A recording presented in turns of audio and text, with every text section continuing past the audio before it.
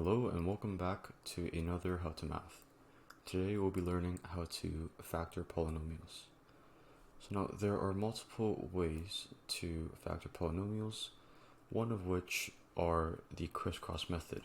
So the crisscross method is actually used when we are trying to factor a quadratic.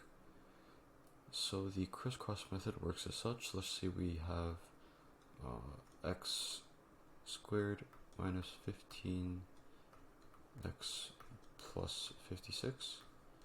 So essentially what we are trying to do is we'd have a certain bracket. So it's x bracket another x close bracket. So the crisscross method, essentially what we are doing is we are crisscrossing any factor of 56 and seeing if the sum or difference is equal to the coefficient of this variable. So first we'll write down the factors of 56. So there could be 1 times 56, there could be 2 times 28, it could be, it could be 7 times 8,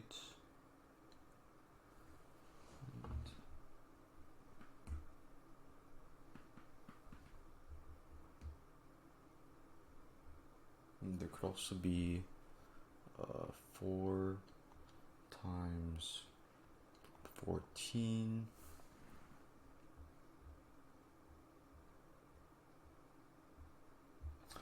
and yeah, I believe those are all the factors of 56. So what we will be doing is essentially multiplying and then adding whatever the product is and seeing whether it is equal to negative 15. So 1 times 56, if we were to add these two, that would not be 15. 2 and 28, that would be 30. 7 and 8, on the other hand, is 15. So we have 7 and 8. So when we multiply this, it'll be 8x. When we multiply this, it'll be 7x. So then the sum would end up being 15x. However, it's a negative sign, so we can't use that. Instead, we can actually swap both signs, make both of them negative, so that when we multiply, everything will be negative, and we will get the proper coefficient. So now we can conclude that first bracket will be x minus 7, and the second bracket will be x minus 8. So therefore, x squared minus 15x plus 56 factored will be x minus 7 times bracket x minus 8. Now moving on to another method, we will be looking at this example. So this next method will be a grouping method. Plus BD. Essentially what we're doing is looking at common terms. So we'll be collecting them and grouping them together. So first we'll factor out, so there's A and A here. So we can factor out A, make this B plus C, and plus, and for here, we also have two D's. So we can factor a D here, which would be C plus B. Now when we look at these two products, we can see that both of them have the same B plus C. So essentially what we can do to this is actually factor out this B plus C to make it B plus C, and then times A plus D. And that is factoring by grouping.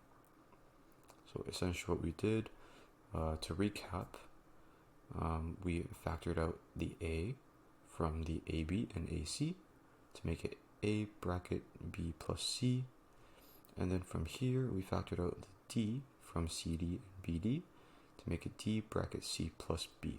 C plus B is the same as B plus C, so we can factor out this whole thing, because when we distribute this actually, so we distribute here, that would be A times B plus C, distribute here, D times B plus C as well.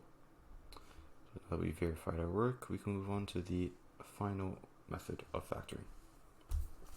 So this is similar to completing the square of a quadratic.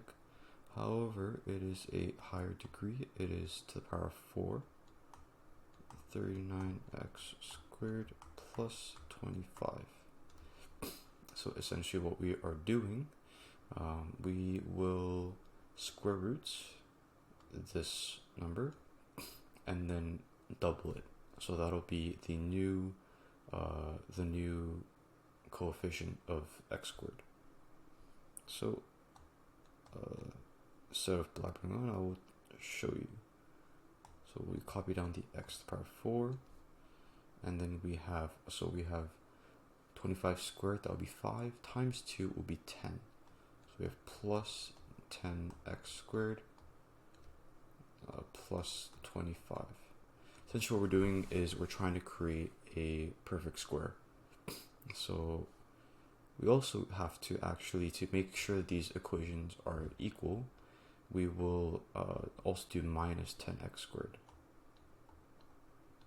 on the outside. And then we will also include the 39x squared, because that was there before. Now these equations are equal because 10x squared minus 10x squared is 0, so it's still the same. Now we can actually factor this whole thing.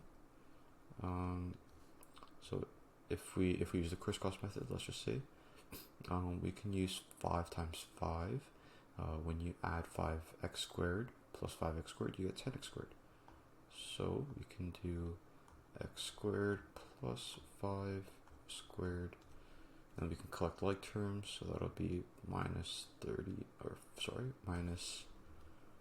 49 rather. Oh, that's not the right one. Minus 49x squared. We can actually move this minus 49x squared into the brackets by square rooting. Now since it's a negative sign, we'll have to have a 1 plus and 1 minus in order to create this negative. So we can essentially do this. We can x squared, include this, so the square root of this will be 7x. We could do minus 7x. Then we include the plus 5. And for the second bracket, we have x squared, but we've got to do plus 7x this time because this is minus 49x squared, right? So negative 7x times 7x will be negative 49x squared. So forget the 5. And we can actually verify that we are correct. So this would be a verification. Let's put that off. In order to verify our work, we can distribute as such. So we would just pretty much multiply this by each of these terms, and we'll do it again for this with each of these terms, and for this with each of these terms, and we'll just calculate terms at the end.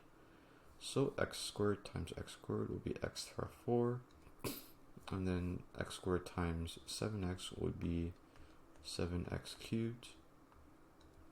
X squared times 5 will be 5x squared.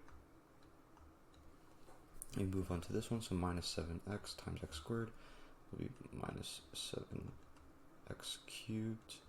Minus 7x times positive 7x will be minus 49x squared. And then minus 7x times 5 will be minus 35x. And lastly, 5 times x squared will be 5x squared.